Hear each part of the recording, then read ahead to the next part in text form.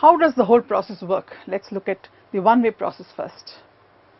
In the one-way communication process, the sender encodes and the message is passed through the channel and it is decoded and received. But one notices that there is no feedback. The sender does not know whatever has been sent has been received the way it was supposed to be received. Let's look at the two-way process where the sender is encoding, sending the message to the receiver.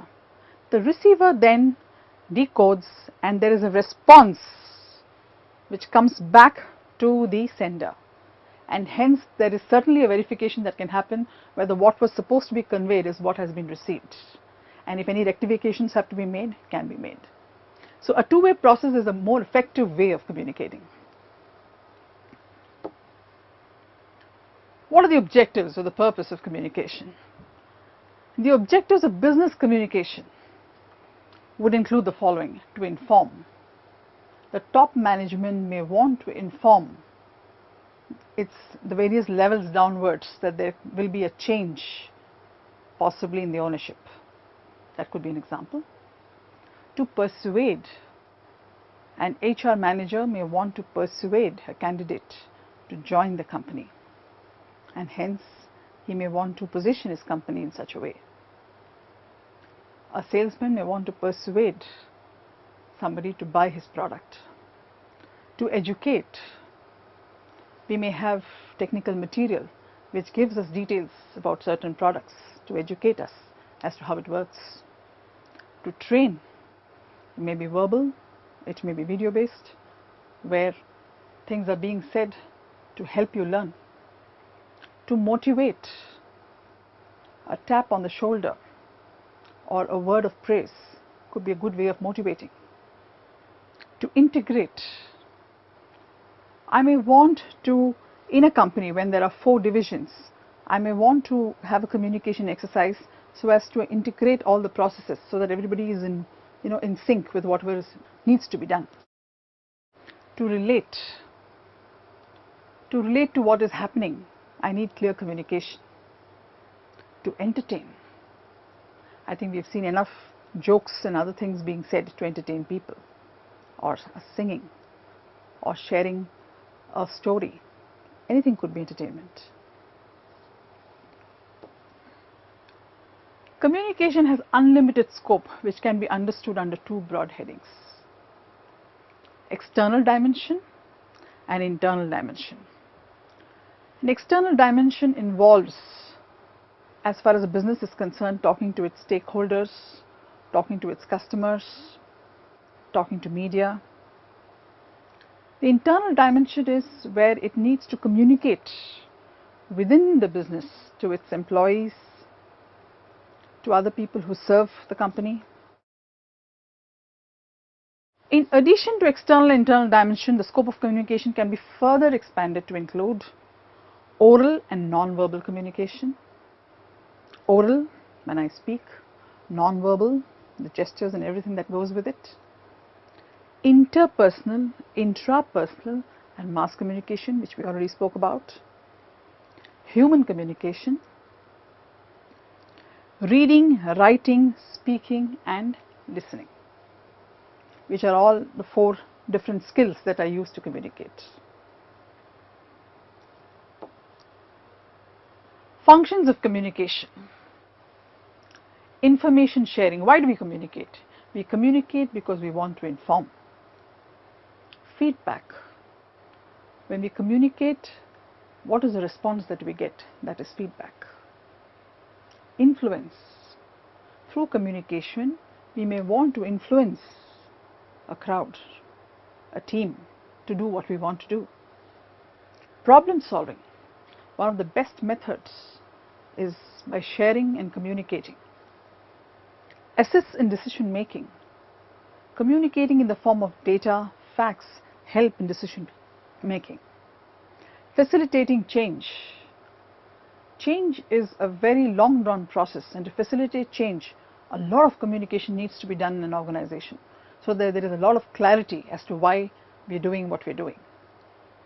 Group building. It's a motivation exercise to bring a group so that they can achieve the objectives of the organization. Gatekeeping. What we convey to the external world and what comes from the external world. Gatekeeping does that. Conveying the right message. We always would like to convey the right message so that there is no distortion and the message reaches the proper ears in the proper fashion. Helps in coordination of effort. Anything that we want to do regarding a project, if we all get together, talk, communicate, then it's a coordinated effort towards achieving the objective. Good industrial relations. If there's a good communication channel built, viewpoints respected, then there is a good relationship between the management and the subordinates, which can be leveraged to achieve a lot of good work in business. Development of managerial skills. Communication channels are a nice means of learning for a manager when he observes the various communications and the way things are handled by various human beings, gives him feedback to improve his style of managing. Ensuring effectiveness of policies. Policies well written and well communicated bring a lot of clarity to people who are using those policies, and there will be less violations as far as the company is concerned. Motivating people performance feedback. Performance feedback requires a careful and effective communication between the boss subordinate and the subordinate boss, because ultimately the objective is that the person accepts the feedback and is motivated enough to do better the next time. A job instruction. Again, a well written job instruction brings clarity to the person who is doing the job, and a job well done ultimately helps in the business. Controlling people. Data well written, captured on time, and when it is received by the manager, helps the manager to control his people, and if there are any deviations, to rectify the mistakes, if any. Spreading rumors, that's another channel of communication, and if we get to know about it, we can arrest it or use it to the advantage of the organization. Emotive functions. If we want to congratulate an employee for the good work done, we could call upon a meeting and congratulate in front of everybody.